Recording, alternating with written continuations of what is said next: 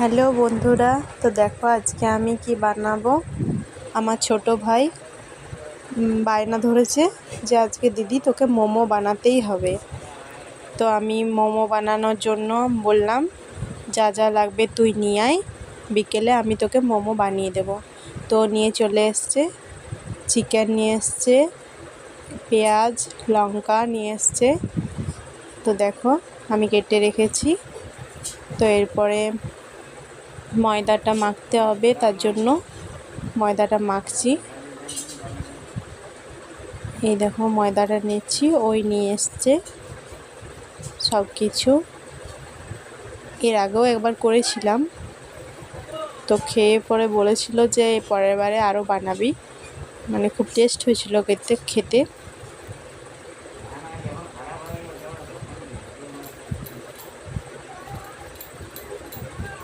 এই দেখো ময়দাটা পরিমাণ মতো নিয়ে নিচ্ছি। অনেকগুলো জিনিস পাইনি, যেটা যেটা লাগতো, তো কি আর করব, পাওয়া যায়নি তো বলো, পাইনি। তো ওকে বললাম যেটা আছে সেটা দিয়েই বানিয়ে দিচ্ছি, পাইনিস তো কী হয়েছে, খারাপ লাগবে না খেতে। তো বললো ঠিক আছে দিদি, ভালো করে বানাবি। আমি বললাম ঠিক আছে।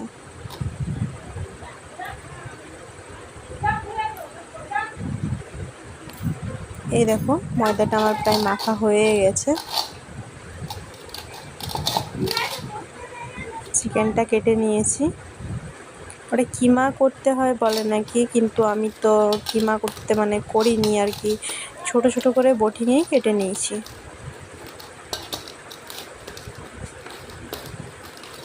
এই দেখো ময়দাটা আমার প্রায় মাখা হয়ে এসছে।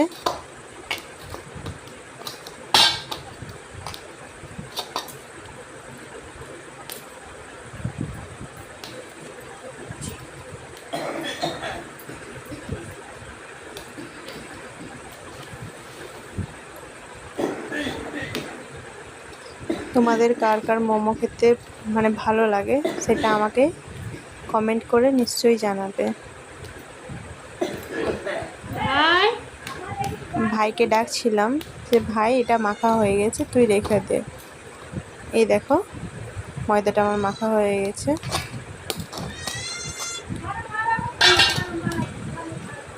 ময়দাটা মাখা হয়ে গেছে, ঢাকা দিয়ে রেখে দেবো কিছুক্ষণ।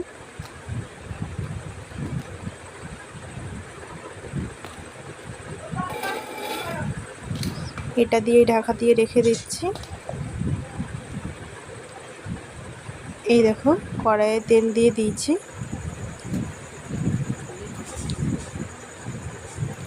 মশলা দিয়ে দিয়েছি একটু, আদা রসুন, এখানে পেঁয়াজটা আর কাঁচা লঙ্কাটা দিয়ে দিয়েছি।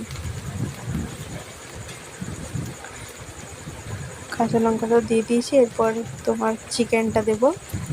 এই দেখো চিকেনটাও দিয়ে দিয়েছি। চিকেনের পিসটা একটু বড় হয়ে গেছে।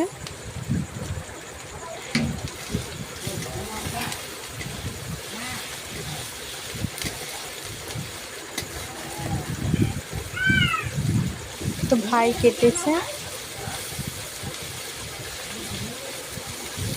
দেখো সয়া সস বা মানে সয়া সস আর তোমার ইয়েটা পাইনি, ওই যে ক্যাপসিকামটা পাইনি।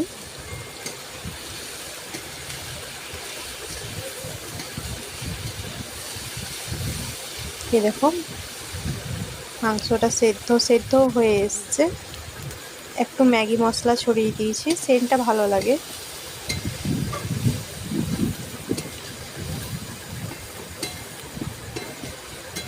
ম্যাগি মশলা দিলে মানে খেতে একটু টেস্ট বেশি ভালো লাগে। দেখো আমাদের কাঠের উনানেই হচ্ছে।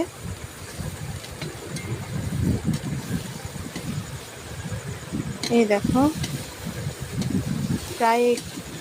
প্রায় হয়ে এসছে ভাজা।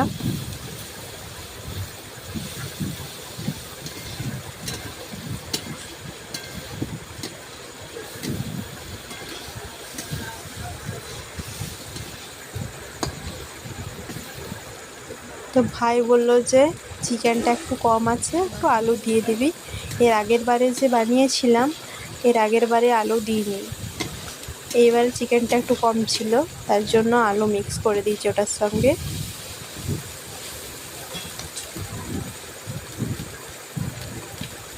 এই দেখো আলুটাও দিয়ে দিচ্ছি।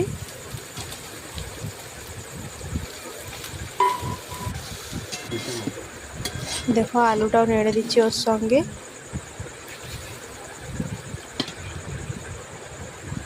আলুটা একটু ভালো করে ফ্রাই হয়ে গেলে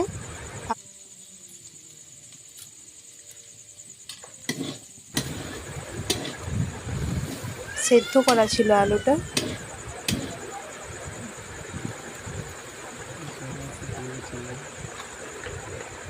এবারে কেমন খেতে হবে জানি না। এই দেখো মোমোটা আমি মুড়ছি, দেখো কিভাবে মুড়ছি। তো আমি ইউটিউব থেকে দেখেছিলাম কিভাবে মুড়তে হয় মোমোটা, এর আগের বারে যখন বানিয়েছিলাম। তো এটাই আমার সোজা মনে হয়েছে, তার জন্য এটাই আমি বানাই। আরেকটা আছে না লম্বা, ওটা আমি মানে ঠিক বানাতে পারি না, তার জন্য বানাই না। এটা আমার বানাতে ভালোও লাগে আর খুব তাড়াতাড়িও হয়ে যায়, তার জন্য এটাই বানাই। খুব সহজে হয়ে যায় এটা বানানো। তো ভাইকে আমি দিচ্ছিলাম, ভাই বলল যে আমি পারবো না বানাতে এটা। তো আমি বললাম ঠিক আছে আমি বানাচ্ছি, তুই ভিডিওটা কর।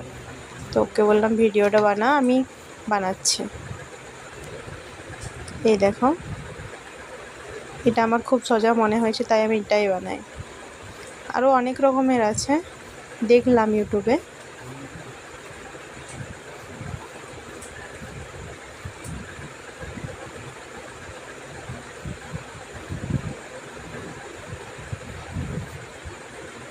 আগে একবার পিসির বাড়িতে বানিয়েছিলাম। তো পিসির বাড়িতে বানিয়েছিলাম যখন, তখন মানে কি বলবো, ভেঙে গেছিলো মোমোগুলো পুরো। দিয়ে পরে মানে ভেঙে যাওয়ার পর আমাকে বলছিল এটা কী বানিয়েছিস, এটা মোমো হয়েছে না অন্য কিছু। মানে এত কষ্ট করে বানিয়েছি তাও লাস্ট পর্যন্ত ভেঙেই গেছিলো। এই দেখো আমার মোমোগুলো সব বানানো হয়ে গেছে। কেমন লাগছে বলো দেখে।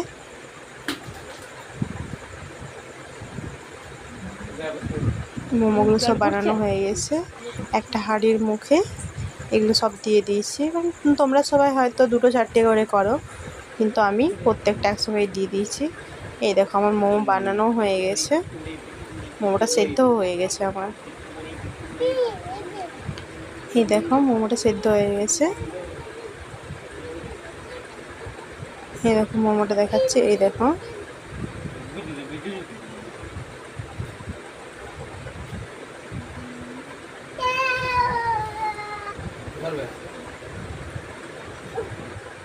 এই দেখো ভাই চিকেন দিয়ে মানে চিকেনের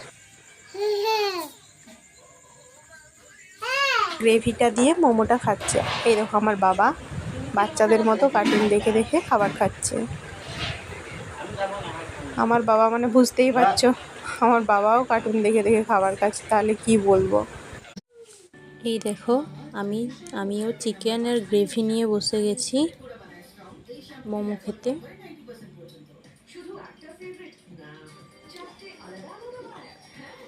এটাই আমার রাত্রের খাবার, আমি আর কিছু খাবো না।